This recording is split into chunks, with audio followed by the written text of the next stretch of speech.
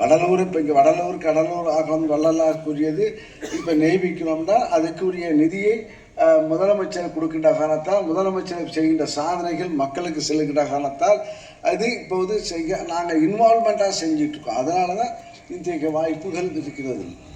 ஆக நம்முடைய மாவட்ட ஆட்சித்தலைவர் அதே போல் எந்தெந்த நேரம் அவர் ஃபைனான்ஸில் இருந்து அவர் அதான் நமக்கு இப்போ நம்ம வந்து இப்போ அவர் வந்ததுக்காக நம்முடைய எல்லாத்தையும் அவர் எல்லாத்தையும் ஒரு எந்தெந்த ஸ்கீமில் எது கொண்டு வரலாம் எது கொண்டு வரலாங்கிற அந்த பொது சிந்தனை இருக்கின்ற காரணத்தை எப்படி நான் இந்த உறவு போகும்போதே பார்ப்பேன் இதை பார்ப்பேன் அதை பார்ப்பேன் அதே போல் தான் அவரும் பார்க்குறாரு. ஆக ரெண்டு பேருடைய மனசை ரெண்டு பேருடைய மனதை இணைக்கின்ற காரணத்தால் தான் திட்டங்கள் நம்முடைய மாவட்டத்தில் வந்து கொண்டு இருக்கிறது.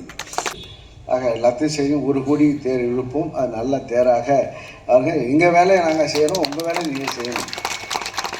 ஆக எங்களுக்கு இப்போ இப்போ நிகழ்ச்சி நடத்திட்டு இருக்கோம். ஆக ஒரு திட்டத்தையும் கொண்டு வரோம். ஆக நல்லவர்கள் ஆள வேண்டும், நல்லவர்கள் ஆட்சி வர வேண்டும். நாங்கள் இப்போ வந்ததுனால இப்போ தாய்மாரெலாம் இப்போ ஒரு காலத்தை இப்போ ஓட்டு கேட்க போகும்போது பட்டப்பாட போன வருஷம் நாங்கள் பட்டப்பாடலாம் அது எந்த ஆட்சியும் தெரியாது. ஓட்டு வந்து அப்படி துப்போம்.